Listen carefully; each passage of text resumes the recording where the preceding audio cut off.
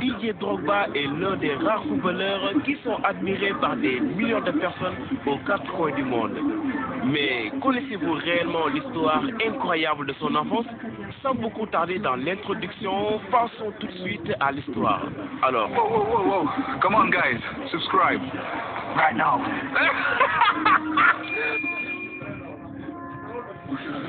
Tito, comme sa famille l'appelle, est issu de deux jeunes banquiers le 11 mars 1978 à Abidjan.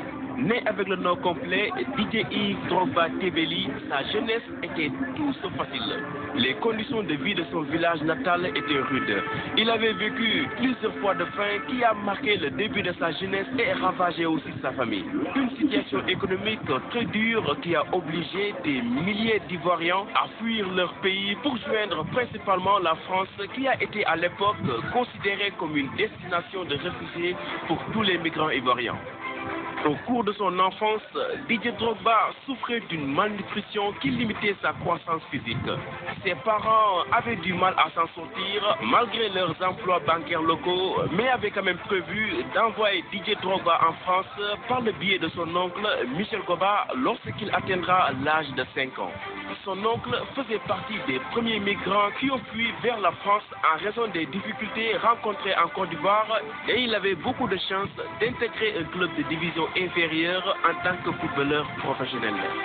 Mais la France lui a refusé un visa pour se rendre en Côte d'Ivoire pour emmener son neveu avec lui. Alors, le petit Drogba était obligé de voyager seul en France, ce qui a suscité au préalable un débat et un désaccord au sein de la famille.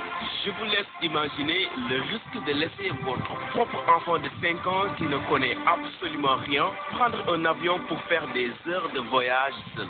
Et je vous assure, ses parents ont bien pris ce risque en considération. D'ailleurs, ils avaient mis porter à Drogba une grande étiquette à son cou avec le dicton « Didier Drogba rencontre Michel Goba à Paris ». Tout le monde le regardait étrangement, mais quand même, ça lui a permis de trouver facilement son oncle qui l'attendait à l'aéroport de Charles de Gaulle en France.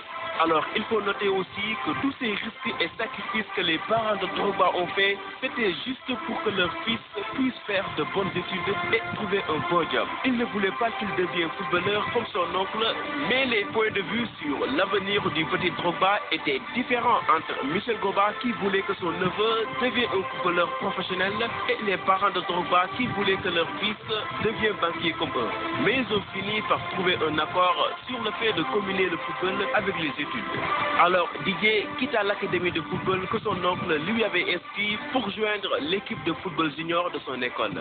Durant 3 ans après l'école, le petit Drogba s'entraînait et suivait aussi son oncle de ville en ville lors de ses transferts dans différents clubs. Mais malheureusement, le titre de son séjour s'expire et Didier Drogba avait un grand plaisir de retourner en Côte d'Ivoire. Il le manifestait très souvent. Lorsqu'on l'a récemment interrogé à ce sujet, il a dit ceci.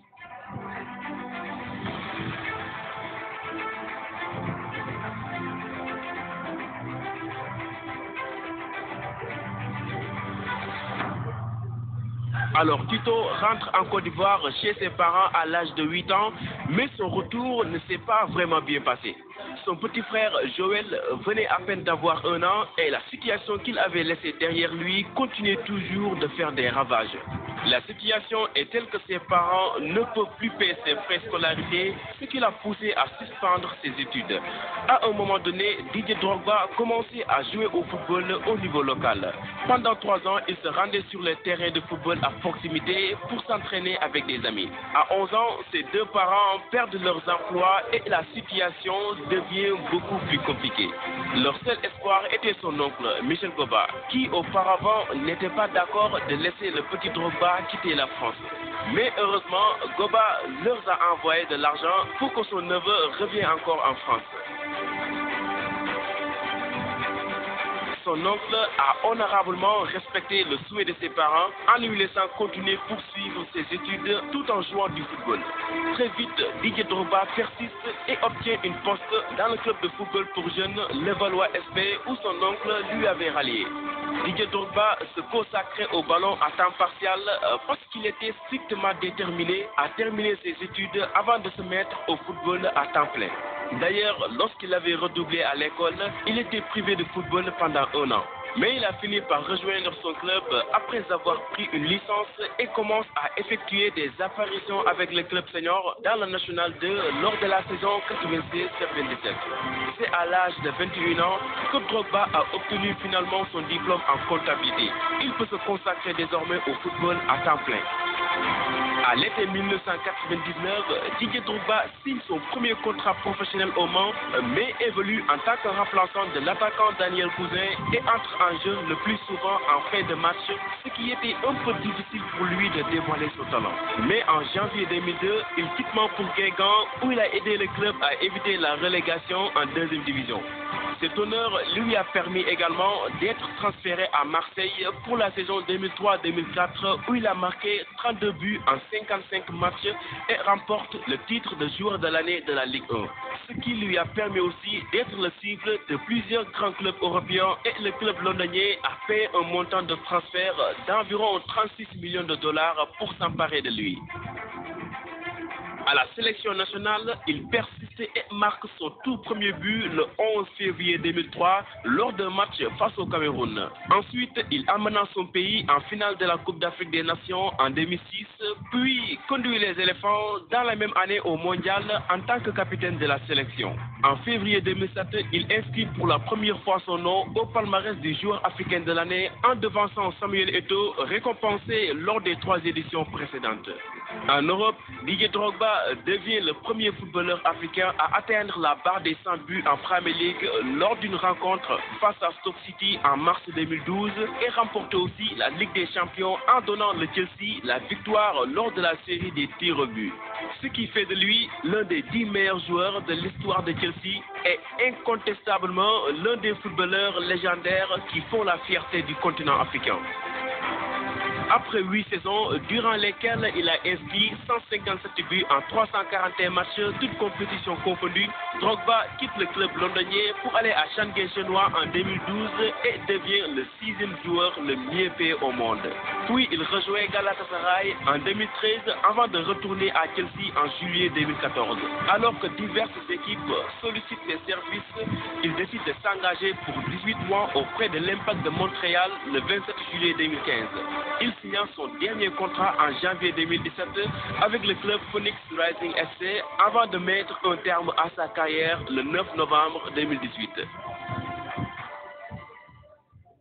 Malgré qu'il n'a pas eu la chance de remporter la Coupe d'Afrique des Nations, Didier Drogba est cependant, selon certains spécialistes du football, le joueur africain le plus décoré de tous les temps. Il a été nommé 2 fois joueur africain de l'année, 3 fois Lion d'or africain, 2 fois Talent d'or africain et meilleur joueur ivoirien, etc., etc. La liste est très longue. Didier est aussi souvent qualifié de champion de la paix depuis qu'il a arrêté de justesse un conflit au Côte d'Ivoire qui aurait été qualifié de guerre civile. Le seul pays d'Afrique qui a toutes les richesses ne peut pas sombrer dans la guerre comme ça. S'il vous plaît, déposez toutes ces armes. Faites des élections, organisez des élections et tout ira de mieux. On veut s'amuser.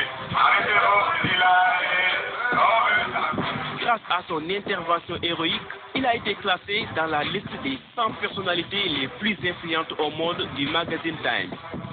Bien qu'elle n'était pas d'accord que son fils devienne un footballeur professionnel, aujourd'hui, la maman de Drogba est considérée comme la mère de l'équipe nationale ivoirienne. Elle dirige même une équipe de femmes qui cuisinent pour l'équipe et leurs supporters.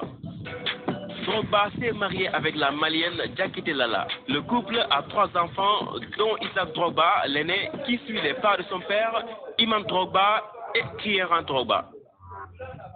Je ne sais pas vous, mais l'histoire de Drogba m'a beaucoup motivé. Cela prouve encore une fois que rien n'est impossible. On peut avoir une vision ou un rêve qui semble impossible ou stupide pour certaines personnes, et je précise bien, pour certaines personnes, mais n'oubliez jamais que vous êtes le seul navigateur, le seul responsable, le seul commandant de vos rêves, la seule et unique personne qui doit décider si votre rêve est impossible ou pas. N'oubliez pas aussi que ce monde est changé par des personnes qui voyaient des choses invisibles et stupides aux yeux de leur entourage. Si l'oncle de Drogba ne croyait pas en ses visions, si Drogba lui-même ne croyait pas en ses rêves dans d'extrêmes difficultés, aujourd'hui il ne serait pas à ce niveau. Croyez fermement en vous et montrez à tout le monde que ce qui est dans votre esprit est réalisable.